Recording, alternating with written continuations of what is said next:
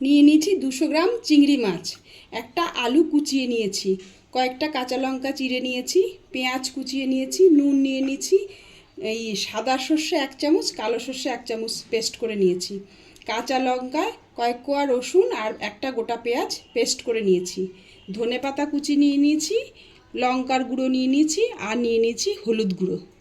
এবার সব উপকরণগুলো বাটিতে এক এক করে নিয়ে নিচ্ছি।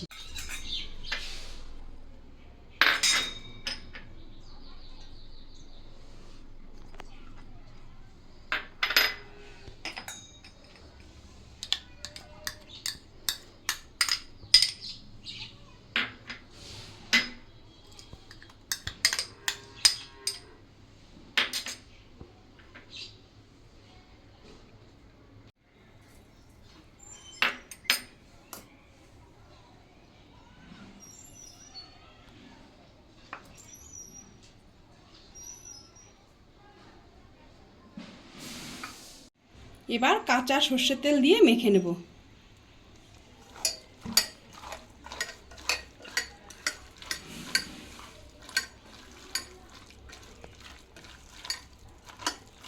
লাস্টে ধনেপাতা কুচিটাও দিয়ে দিচ্ছি।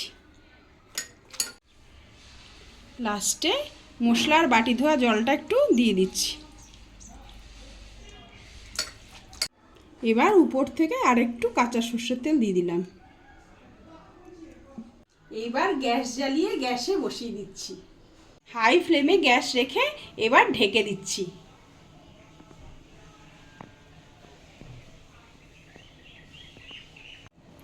2 মিনিট মতো হাই ফ্লেমে রেখে ঢাকাটা তুলে নিলাম। এবার গ্যাসের ফ্লেমটা কমিয়ে দিলাম। একটু নেড়ে দেবো, নিচটা যেন না লেগে যায়।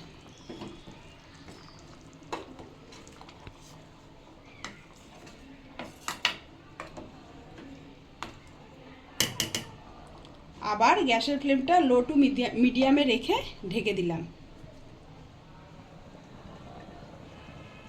এইভাবে কিছুক্ষণ পর পর ঢাকাটা তুলে নিয়ে নেড়ে চেড়ে নিচ্ছি, নিচটা যেন না লেগে যায় তার জন্য।